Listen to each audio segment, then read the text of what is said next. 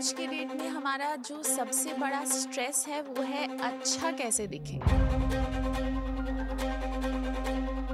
So half the stress is how to look good today. So when our body is under stress, skin starts to age faster. Seasonal skin care adjustments skin के लिए कितने important हैं? Of course, you need to do seasonal adjustment. आजकल हम काफ़ी सारे products में बहुत सारे टैग्स देखते हैं, जैसे कि क्रूअल्टी फ्री है, कोई पैराबिन फ्री है। जो भी प्रोडक्ट्स बनते थे वो एनिमल्स पे टेस्ट होते थे. क्या ये सच में इफेक्टिव है कैस्टर ऑयल यूज़ करना आईब्रोज पे? बेसिकली कैस्टर ऑयल क्या करेगा? कैस्टर ऑयल से हेयर फॉलिकल्स नहीं बढ़ सकते. क्या ये माइक्रोबायोम स्किन में कोई मेजर रोल प्ले करता है? So this microbiome is the latest buzzword in the skin industry.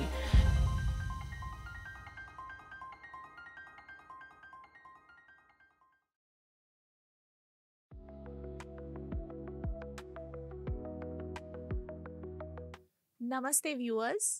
Welcome to yet another episode of the Health and Happiness podcast presented by Sasta Sundar. Skin care ना ही एक important topic है, ये काफ़ी commonly misunderstood topic भी है। इसीलिए आज एक बार फिर से हम आपके सामने स्किन केयर को लेकर डिस्कस करेंगे with doctor Aarti Sharda. Doctor Aarti Sharda is one of the reputed dermatologists of the city with over 18 years of experience in this field. Welcome to our podcast, Dr. Aarti Thank you. Sharda. Today's podcast is sponsored by Alembic Pharmaceuticals. इनका Oriza range of skincare products has been a dependable partner for consumers over 100 years now. Oriza range of pharmaceutical products is now available on the Sasta Sundar app. So do check out the Sasta Sundar app for Oriza products. Ma'am, हम आज का discussion शुरू करते हैं stress को लेकर. आज के डेट में हमारा जो सबसे बड़ा स्ट्रेस है वो है अच्छा कैसे दिखें. तो मार्केट में आज इतने सारे स्किन ट्रीटमेंट्स अवेलेबल हैं, स्किन केयर प्रोडक्ट्स अवेलेबल हैं, हर कोई सुंदर दिखना चाहता है, इस वजह से हम ज़्यादा स्ट्रेस भी ले लेते हैं. So half the stress is how to look good today. So ma'am, आपका इस स्टेटमेंट के बारे में क्या कहना है, और क्या आपको लगता है कि स्ट्रेस आज के डेट में स्किन केयर प्रॉब्लम्स से भी किसी तरह से रिलेटेड है? अच्छा दिखने के लिए भी बहुत लोग स्ट्रेस लेते हैं, लेकिन लोग ये रियलाइज़ नहीं करते कि ये स्ट्रेस से भी स्किन कंडीशंस एग्रवेट हो सकते हैं. जैसे कि स्ट्रेस लेने से आपके पिंपल ब्रेकआउट्स बढ़ सकते हैं, हेयर फॉल बढ़ सकता है, और भी स्किन कंडीशन स्ट्रेस से बढ़ सकते हैं. So what I tell my patients is कि अगर आप स्किन केयर कर रहे हो तो the motive should be to feel good and not only to look good. So if you change your mindset, so the skin also improves and so does your stress. तो whenever our body is under stress, एक hormone release होता है, एक stress hormone जिसका नाम है cortisol. सो जब body में ज़्यादा कॉर्टिसोल होता है तब हमारे कुछ जो सिबेशियस ग्लैंड्स हैं, जो कि ऑयल प्रोड्यूसिंग ग्लैंड्स हैं, उनका जो सिक्रेशन है ज़्यादा होता है. तो बिकॉज ये ऑयल प्रोड्यूसिंग ग्लैंड्स का सिक्रेशन ज़्यादा होता है, so we tend to get more acne breakouts. And also collagen production is reduced when the body is under stress. तो कोई भी जख्म है, कोई भी घाव है, उसको हील होने में ज़्यादा वक्त लगता है. And also when our body is under stress, in skin starts to age faster. So these are the impact which stress can have on our skin. जी. तो मैम, जैसा कि आपने बोला कि स्ट्रेस से एक्ने भी ट्रिगर हो सकता है, वैसे तो एक्ने हर एज ग्रुप में एक बहुत बड़ी समस्या है, और एक्ने से डील करने के बहुत सारे टिप्स भी आजकल वाइडली अवेलेबल हैं, सोशल मीडिया पे भी अवेलेबल हैं, वर्ड ऑफ माउथ से भी लोग बहुत कुछ जान पाते हैं कि कैसे एक्ने से डील करें. लेकिन आपके हिसाब से एक्ने से डील करने का सबसे सिंपल तरीका क्या होगा? क्या ये डाइट है, या फिर फेस वॉश, अच्छे से फेस वॉश करना है, या फिर स्लीप है, क्या है? मैं कहूँगी कि सबसे simple way to deal with acne is that you have to be consistent and you have to be patient. So first of all आप एक सिंपल सा स्किन केयर रेजिमेंट फॉलो करेंगे, जिसमें कि आप एक फोमिंग फेस वॉश यूज़ कर सकते हैं ट्वाइस अ डे. उसके बाद आप एक मॉइस्चराइज़र यूज़ कीजिए जो कि आपके स्किन को हाइड्रेट करता है.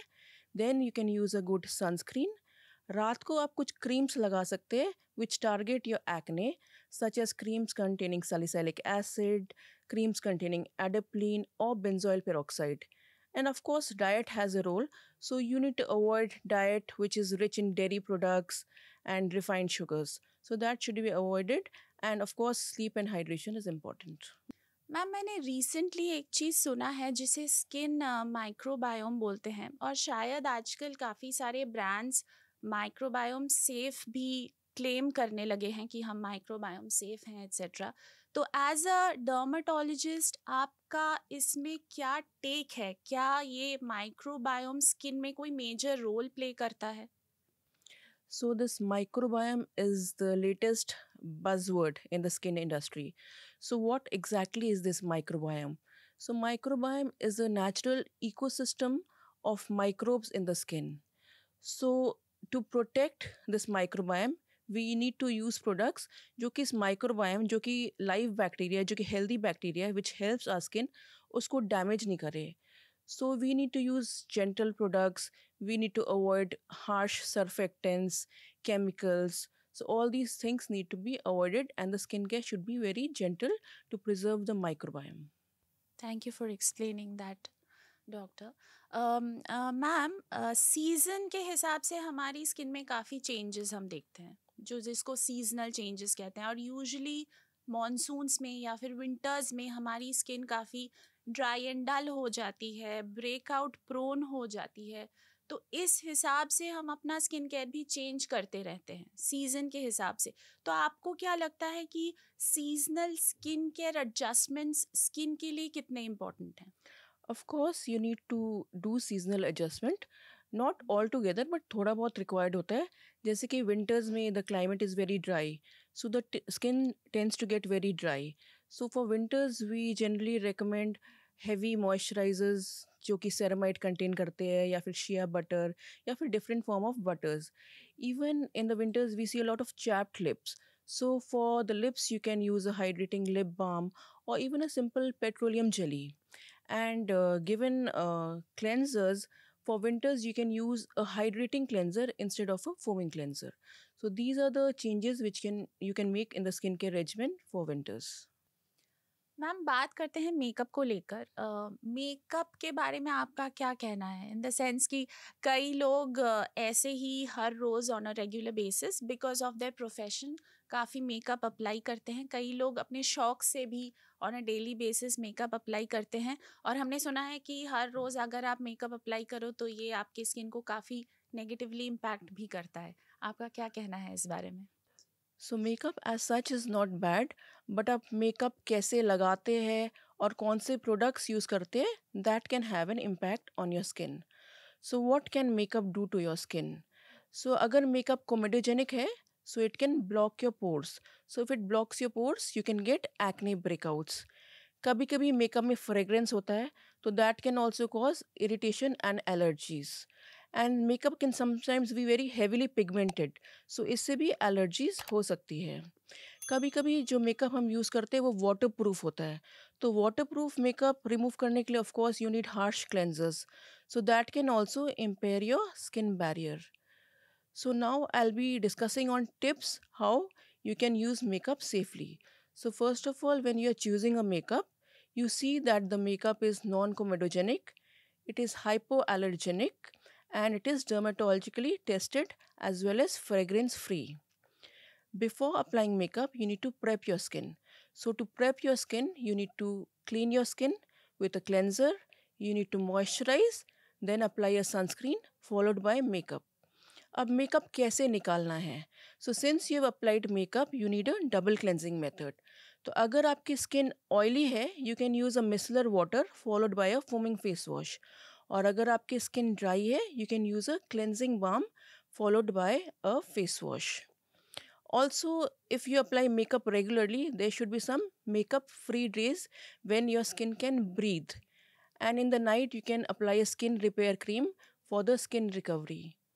And one more thing which is important is, which we tend to forget, is the tools with which we apply makeup. These can harbor a lot of bacteria. So these need to be cleaned on a weekly basis. So this is all which you can follow so that makeup doesn't damage our skin. Makeup as such is not bad for the skin, but what is more important is how you choose your makeup, how you remove your makeup, and how you prep your skin for makeup. So all these are very important so that your skin does not get damaged with the makeup which you use. जी, काफ़ी अच्छा suggestion था जो लोग भी makeup use करते हैं उनके लिए। मैम, डार्क सर्कल्स भी एक काफ़ी कॉमन कंप्लेंट है आज के डेट में। कभी तो लाइफस्टाइल की वजह से होता है, कभी किसी को जेनेटिक्स की वजह से भी होता है। तो क्या कोई जेन्युइनली इफ़ेक्टिव डर्मेटोलॉजिकल सॉल्यूशन है डार्क सर्कल्स का, या फिर हमें सिर्फ कंसीलर से उसे छुपाना ही पड़ेगा? See first of all you need to understand कि डार्क सर्कल हो क्यों रहा है। डार्क सर्कल के बहुत सारे कॉज हो सकते हैं, डार्क सर्कल्स का सिर्फ एक कॉज नहीं होता है। तो कभी कभी डार्क सर्कल्स जेनेटिक हो सकते हैं। अगर हमारी मम्मी को डार्क सर्कल है, हमारी नानी को डार्क सर्कल है, सो it can be genetic. Second most common cause of dark circle is pigmentation. अगर कोई कॉन्स्टेंटली अपनी आईज को रब कर रहा है, कोई आई में एलर्जीज है, या फिर कोई स्किन कंडीशन है which is affecting the eye area, you can get a lot of pigmentation. कभी कभी क्या होता है कि कई लोगों की स्किन जो अंडर द आई होती है वो काफ़ी पतली होती है, तो उसके कारण जो अंडरलाइंग ब्लड वेसल्स है वो बहुत प्रोमिनेंट हो जाते हैं, जिससे कि you tend to get a bluish hue around the eye which looks like a dark circle. And with age क्या होता है कि जो फैट पैड होता है अंडर द आई वो श्रिंक करने लगता है, तो उसके कारण एक डिप्रेशन दिखता है आई के नीचे, जिसे कि हम बोलते हैं टीयर ट्रफ। तो टीयर ट्रफ एक शेडोइंग इफेक्ट करता है, जिससे कि इट अपीयर्स एज दो you have dark circle. So first of all हम लोग को फाइंड आउट करना है कि ये डार्क सर्कल किस कारण से है, और कारण जानने के बाद then we treat the cause. So कारण जानने के लिए हम लोग कुछ टेस्ट करते हैं, स्किन पुल टेस्ट करते हैं, जिससे पता चलता है कि वो वैस्कुलर इटियोलॉजी है, या फिर कोई पिगमेंट के कारण है, या फिर लैक स्किन के कारण है। और फिर वो डिटरमाइन करने के बाद हम डार्क सर्कल्स का ट्रीटमेंट करते हैं। ऐसा नहीं है कि डार्क सर्कल को ट्रीट नहीं किया जा सकता। डार्क सर्कल्स को ट्रीट किया जा सकता है। We can use creams which contain caffeine, जो कि वैस्कुलर एस्पेक्ट में अफेक्ट करती है। We can use creams containing retinol. अगर टीयर ट्रफ है तो हम उसको फिलर से भर सकते हैं, या फिर हम लोग पीआरपी, लेजर्स और पील्स जैसे डर्मेटोलॉजी ट्रीटमेंट्स भी कर सकते हैं, जिससे कि वो स्किन लाइट हो सकती है एंड बेटर दिख सकती है। जी, तो डर्मेटोलॉजिकल ट्रीटमेंट्स अवेलेबल हैं, ऐसा नहीं है कि कंसीलर यूज़ करते रहना पड़ेगा। यस, जी। डर्मेटोलॉजी ट्रीटमेंट्स अवेलेबल है। हम लोग पीआरपी करते हैं, जिसमें कि वी इंजेक्ट ग्रोथ फैक्टर्स, जिससे कि पिगमेंटेशन कम होता है। We also do Q switch lasers and also peels. So all those have a role, but ऐसा नहीं कि पिगमेंटेशन कम्प्लीटली चला जाएगा, जी। But it becomes much better with this treatments. जी। जी। तो इंडिया में ज़्यादातर लोगों का जो कम्प्लेक्शन है वो स्लाइटली डार्कर तो होता ही है, और हमारे कम्प्लेक्शन और क्लाइमेट की वजह से हाइपर पिगमेंटेशन भी एक कॉमन इशू है हम सब में। तो आपके हिसाब से एक बेस्ट अप्रोच क्या रहेगा हाइपर पिगमेंटेशन को ट्रीट करने का? फर्स्ट ऑफ ऑल मैं ये कहना चाहती हूँ कि मेरे पास बहुत सारे पेशेंट आते हैं जो कि गोरा होना चाहते हैं। But what I tell all my patients is that you should aim for a healthy skin rather than fair skin. So, India में एक fairness का obsession है, which I do not support. I support a healthy skin and not a fair skin. And रही बात hyperpigmentation की, तो of course yes, dark skin में hyperpigmentation के चांसेस ज़्यादा होते हैं। So for that what I advocate is that you need to wear a broad spectrum sunscreen, जिसका एक अच्छा एसपीएफ है, जिसका एक अच्छा पीए फैक्टर है, and the sunscreen should be repeated every 3 hourly. And other physical modalities of sun protection भी use करनी चाहिए। और सिंस हाइपर पिगमेंटेशन की टेंडेंसी ज़्यादा है डार्क स्किन में, तो अगर आपको कोई स्किन में कोई इंसेक्ट बाइट हुआ है, या कोई एक्ने हुआ है, या कोई एक्जिमा हुआ है, उसको हमें जल्दी ठीक कर लेना चाहिए, ताकि हमको हाइपर पिगमेंटेशन, जिसको हम बोलते हैं पोस्ट इन्फ्लेमेटरी हाइपर पिगमेंटेशन, उसकी होने की नौबत ही ना हो। जी। जी। मैम, आजकल स्किन बैरियर के बारे में काफ़ी सुनने में आ रहा है। काफ़ी सारे ब्रांड्स स्किन बैरियर को ट्रीट करने का या फिर हेल्प करने का स्किन बैरियर को ऐसे प्रोडक्ट्स भी मार्केट में निकाल रहे हैं। अ, हमें तो ये पहले बताइए कि ये स्किन बैरियर होता क्या है, और क्या असल में स्किन बैरियर हमारा डैमेज हो सकता है अगर हमारे पास सही इंफॉर्मेशन ना हो तो? So let's discuss about skin barrier. So what is skin barrier? So skin barrier हमारा स्किन का फर्स्ट लाइन ऑफ डिफेंस होता है against any infection, against any allergies and even against temperature irregularities. तो skin barrier को समझने के लिए imagine करते हैं कि skin barrier is like a brick wall. तो जो हमारे स्किन के जो कॉर्नियोसाइट्स है, जो कि स्ट्रैटम कॉर्नियम में होते हैं कॉर्नियोसाइट्स, वो है ब्रिक्स। और ब्रिक्स के बीच में जो सीमेंट होता है, the mortar, these are the lipids which is made up of ceramides, cholesterol and free fatty acids. तो ये कॉर्नियोसाइट्स और ये लिपिड्स मिलके बनाते हैं स्किन बैरियर। तो अगर हम कोई हार्श डिटर्जेंट्स यूज़ करें, हार्श सर्फेक्टेंट्स यूज़ करें, या फिर पीएच बैलेंस प्रोडक्ट नहीं यूज़ करें, तो इससे हमारी स्किन बैरियर डैमेज हो सकती है। और अगर स्किन बैरियर डैमेज हो तो फिर our skin tends to become very dry, it becomes prone to eczema and even infection के चांसेस काफ़ी बढ़ सकते हैं। जी, बिल्कुल। मैम, अगला जो टॉपिक पर हम बात करना चाहेंगे आपसे वो है chemical peels and facials. I am sure दोनों का स्किन केयर में अपना अलग अलग प्लेस है, लेकिन काफ़ी कंफ्यूजन है कि कौन सा कब करवाना चाहिए, केमिकल पील्स कब करवाएं या फिर फेशियल कब करवाएं। तो क्या आप हमें दोनों में डिफरेंस समझा सकती हैं कि केमिकल पील क्या है, फेशियल क्या है, और इन दोनों का क्या यूजुअल फ्रीक्वेंसी होना चाहिए करवाने का? केमिकल पील बेसिकली एक प्रोसीजर होता है जिसमें कि हम कुछ सॉल्यूशंस जैसे कि glycolic acid, lactic acid, ferulic acid, trichloroacetic acid, ये सब यूज़ करते हैं जिससे कि जो top most layer of the skin होता है, जो कि डेड लेयर होता है, वो रिमूव हो जाता है। तो अगर ये डेड लेयर रिमूव हो जाती है तो our skin tends to become more bright, radiant and even the skin tone tends to become regular. अब केमिकल पील क्यों करते हैं? केमिकल पील बेसिकली हम लोग एडवाइस करते हैं फॉर पिंपल्स, पिंपल्स के जो मार्क्स होते हैं, sun spots, fine lines, to improve the skin texture, to improve the skin tone, to minimise the skin pores. So all these are indications for skin peeling. Now coming to facials, generally facial skin clinic में नहीं होते हैं, we tend to do hydra facial. Now hydra facial is a machine based facial which is used to cleanse, exfoliate, extract as well as hydrate the skin। और इसमें we use a vortex based technology जिससे कि skin की सब impurities बाहर हो जाती है and we infuse serums to hydrate the skin and to nourish the skin। So chemical peel is done mainly for black spots, for acne, for fine lines, and that can be done once in a month, regularly for 6 to 8 months। और hydrofacial is mainly a maintenance treatment.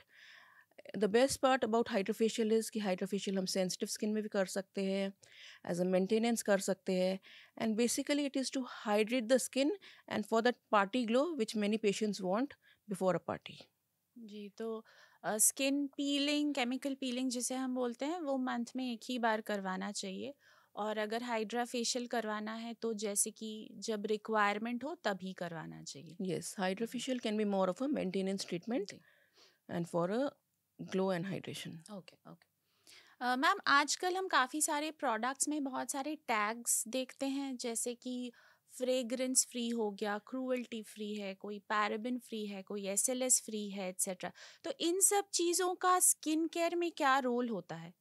So coming to the first term जो था fragrance free, सो बहुत सारी creams market में available है which have a lot of fragrance and most of us are tempted to use these creams which contain natural oils. So fragrance के product से क्या होता है कि we tend to get a lot of allergies. So all dermatologist recommend products which are fragrance free।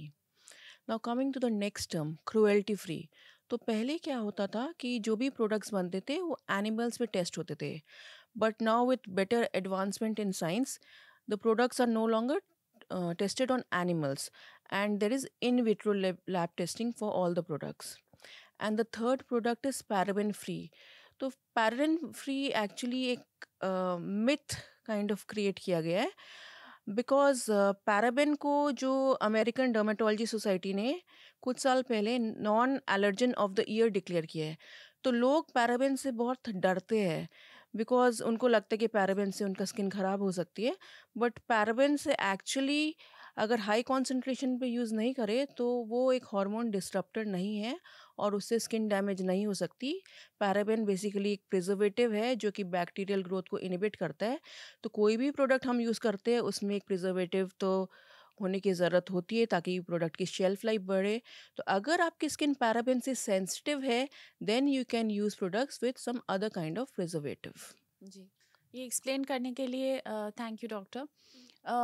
Ma'am, एक बहुत ही prominent question रहता है यूजुअली फीमेल्स का फेशियल हेयर को लेकर, और आई थिंक ये trigger most of the times होता है पीसीओएस के वजह से. तो आजकल हमारे पास लेज़र ट्रीटमेंट्स अवेलेबल हैं, facial razors, facial trimmers etcetera, बहुत सारी चीज़ें अवेलेबल हैं, लेकिन कन्फ्यूजन भी काफ़ी ज़्यादा है कि कौन सा यूज़ करें, कैसे यूज़ करें एट्सेट्रा. तो आपको क्या लगता है कि फेशियल हेयर को ट्रीट करने के लिए एक सही अप्रोच क्या होना चाहिए? अगर आपको एक शॉर्ट टर्म फिक्स चाहिए तो आपके पास बहुत सारे ऑप्शंस है. They can be waxing, they can be threading. Waxing and threading का प्रॉब्लम क्या है कि वैक्सिंग थ्रेडिंग से इरिटेशन हो सकता है एंड फॉलिकुलाइटिस हो सकती है. The third option is shaving and trimming, which is a good option for short term removal of hair. And fifth option जो हमारे पास है वो है डेपिलेटरी क्रीम्स. लेकिन ये डेपिलेटरी क्रीम्स बहुत एलर्जिक रिएक्शन और पिगमेंटेशन कर सकती है. तो अगर आपको शॉर्ट टर्म फिक्स चाहिए, then you can use face trimmers और a woman razor for facial hair. And if you want a long term fix, then you need to go for a laser hair reduction. और हमारे पास अभी बहुत अच्छे lasers है, diodes है, which give a permanent hair reduction. And for that you need to take sessions, one session per month or one session every 2 months, and a series of sessions, maybe 6 to 8 sessions is required for a permanent hair reduction. जी, तो ma'am ये तो हो गया हमारा जो non desirable facial hair उसके बारे में. अब हम बात करना चाहेंगे डिज़ायरेबल फेशियल हेयर के बारे में, जो कि है आईब्राउज़. सो यूजुअली बहुत सारे फीमेल्स कैस्टर ऑयल यूज़ करते हैं, जिनके बहुत थिन आईब्रोज होते हैं आईब्रोज ग्रो करने के लिए. तो ये क्या ये सच में इफ़ेक्टिव है कैस्टर ऑयल यूज़ करना आईब्रोज पे? बेसिकली कैस्टर ऑयल क्या करेगा? कैस्टर ऑयल से हेयर फॉलिकल्स नहीं बढ़ सकते, लेकिन castor oil is a conditioner, so it can strengthen your eyebrows, but it will not increase the density of your eyebrows. So अगर आपको डेंसिटी बढ़ानी है तो आपको मेडिकल लाइन ऑफ मैनेजमेंट में जाना है. You can use lotions which contain prostaglandin analogues जैसे कि बिमेटोप्रोस्ट. अगर और भी कुछ करना है तो आप पीआरपी कर सकते हो. और अगर आपके आईब्रोज बहुत ज़्यादा स्पार्स है, then you can even do eyebrow transplantation which is also done. जी, ओके. ये सजेस्ट करने के लिए बहुत बहुत धन्यवाद, क्योंकि कैस्टर ऑयल यूज़ करने से न्यू हेयर्स नहीं आते हैं आपके आईब्रोज में. ये आई एम श्योर हमारे बहुत सारे दर्शकों को पता नहीं था. So thank you for that. अब बात करते हैं मेंस फेशियल हेयर को लेकर. वो अपने फेशियल हेयर का कैसे ध्यान रख सकते हैं, इसके बारे में हम आपसे पूछना चाहेंगे. क्या सिर्फ फेस वॉश करना इनफ है, या फिर मेन के लिए भी एक प्रॉपर स्किन केयर रिजीम होना चाहिए? See for the beard area आजकल बहुत सारे प्रोडक्ट्स आ रहे हैं, we see in the market, beard wash and beard oil. Basically these are all marketing gimmicks. So for your beard, you can use the same face wash which you're using for your face wash, right? And for conditioning, you can use few drops of argan oil or Moroccan oil. So few drops of that can be used to condition the hair of your beard. Now coming to skin care for men. तो men की skin care women से कैसे different होती है? So men की skin slightly thicker होती है and the oil glands are slightly more overactive. So they can also follow a simple skincare regimen. They can use a foaming cleanser, they can use a moisturizer, and they can use a sunscreen. So the skincare in men and women is almost similar. ये तो हो गया mains facial skin care के बारे में. अब हम बात करना चाहेंगे मेन के हेयर केयर को लेकर भी, तो आजकल मार्केट में शैम्पू कंडीशनर अलग से तो ऑफ कोर्स अवेलेबल है, लेकिन बहुत सारे ऐसे शैम्पूज अवेलेबल हैं जो क्लेम करते हैं कि हमारे में कंडीशनर भी है, 2 in 1 प्रोडक्ट्स है या फिर 3 in 1 प्रोडक्ट्स है। तो ये सारे प्रोडक्ट्स मेन के लिए कितने इफ़ेक्टिव होते हैं फॉर हेयर केयर, ये हम आपसे जानना चाहेंगे। सो first of all let us understand कि शैम्पू क्या करता है और कंडीशनर क्या करता है. So shampoo is basically to clean the scalp, to remove all the dirt, grime, pollutants and sweat from the hair. And condition क्या करता है? Conditioner हमारे hairs को कंडीशन करता है जिससे कि द हेयर्स बिकम इजीली कोमेबल, जिससे कि हेयर स्ट्रैंड्स बहुत ज़्यादा ब्रेक नहीं होते हैं. तो ideally you should use a shampoo to clean your scalp followed by a conditioner so that your hair is easily combable and it doesn't break easily.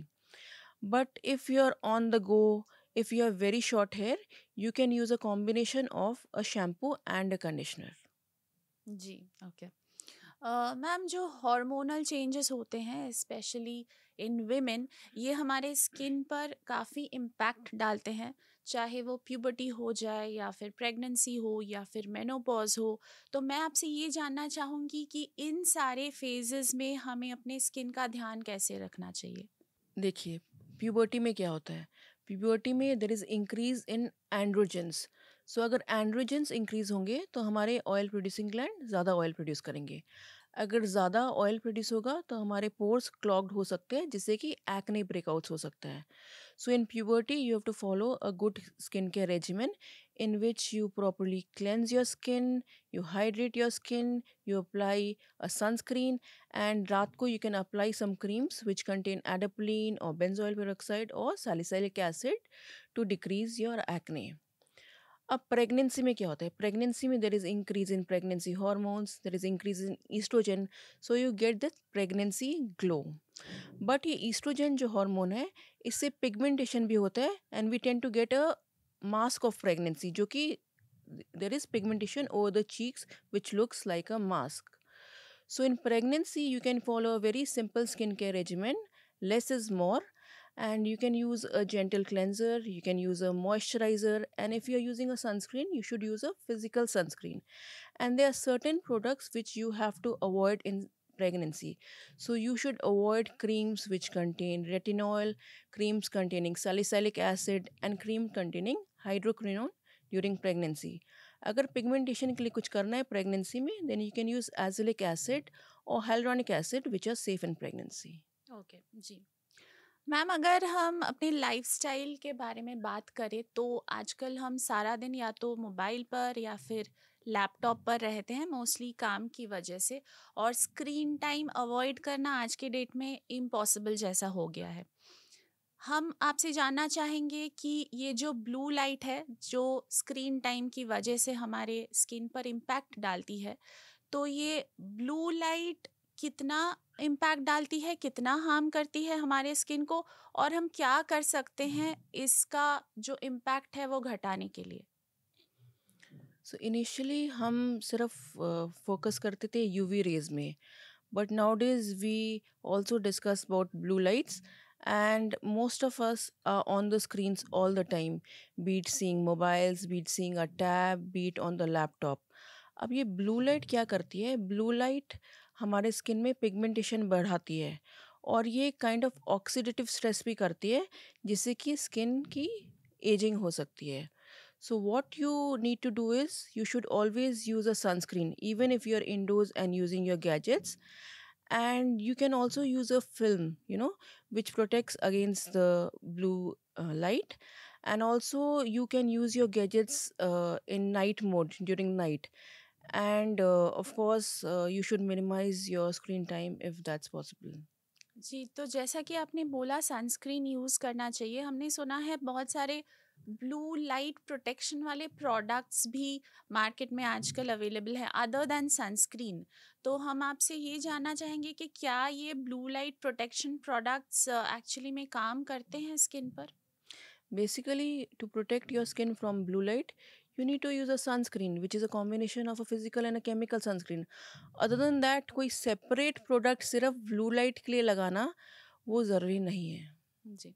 तो ma'am, जैसा कि हम लोग सनस्क्रीन को लेकर बात कर ही रहे हैं और आपने बोला कि एक combination of physical and chemical sunscreen लगाना चाहिए ब्लू लाइट से बचने के लिए, हम आपसे ये जानना चाहेंगे कि एक फिजिकल सनस्क्रीन और एक केमिकल सनस्क्रीन कैसे अलग है? What is the difference between these two? See, you must have seen cricketers wearing a whitish color cream on the face. So that is basically a physical sunscreen. So physical sunscreen का काम क्या है? It acts like a shield. और वो जो UV rays जो हमारे skin में स्ट्राइक करती है उसको रिफ्लेक्ट करते हैं। और केमिकल सनस्क्रीन जो होते हैं वो ट्रांसपेरेंट होते हैं, और वो जो करते हैं वो यूवी रेज को एब्जॉर्ब कर लेते हैं। सो ये है difference between a physical sunscreen and a chemical sunscreen. Physical sunscreens are generally safer and recommended for children and even in pregnancy. But अगर आपको broad spectrum protection चाहिए, then we advocate use of a physical along with a chemical sunscreen.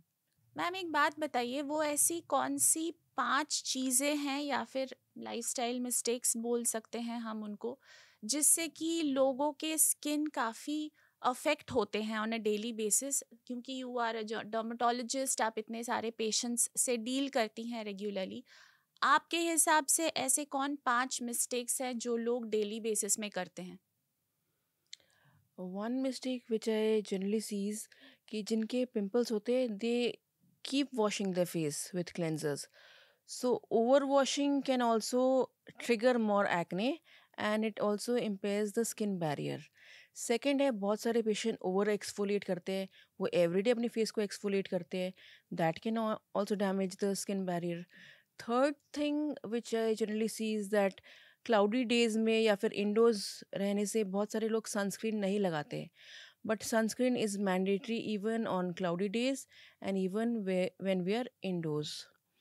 And fourth thing is that people, those who have acne, they tend to pop their pimples or they keep picking on their acne. So उससे क्या होता है कि जो infection है वो और deep चला जाता है, जिससे कि पिगमेंटेशन और स्कारिंग हो सकती है. सो वो नहीं करना चाहिए. And fifth most important thing is that you should follow a good diet, you should exercise, and you should stay hydrated. काफ़ी इन्फॉर्मेटिव रहा मैम आज का हमारा डिस्कशन। डर्मेटोलॉजी एक इतना वास्ट सब्जेक्ट है कि जितना भी क्वेश्चन करे कम लगता है। आपने इतने सारे सवालों के जवाब दिए, आई एम श्योर आज हमारे व्यूअर्स के काफ़ी सारे सवालों के जवाब उनको मिले तो होंगे ही, लेकिन I am also sure that उनके और भी सारे सवाल होंगे। तो जितने भी हम डर्मेटोलॉजी के पॉडकास्ट करते हैं हमें कम ही लगता है। But thank you once again for being here on our podcast. We are honored to host you again. Thank you to our viewers for watching our podcast. अगर आपके कोई भी सवाल है डर्मेटोलॉजी को लेकर तो आप हमें podcast@sastasundar.com पे लिख कर भेज सकते हैं, या फिर आप हमारे कमेंट बॉक्स में भी सवाल कर सकते हैं. Do like, share and subscribe to सस्ता सुंदर्स यूट्यूब चैनल. सस्ता सुंदर का ऐप डाउनलोड करना बिल्कुल मत भूलिए. वहाँ पर आपको मिलेंगे 100% genuine medicines, 18% discount and a free home delivery. Thank you for watching our podcast. We will see you in our next one.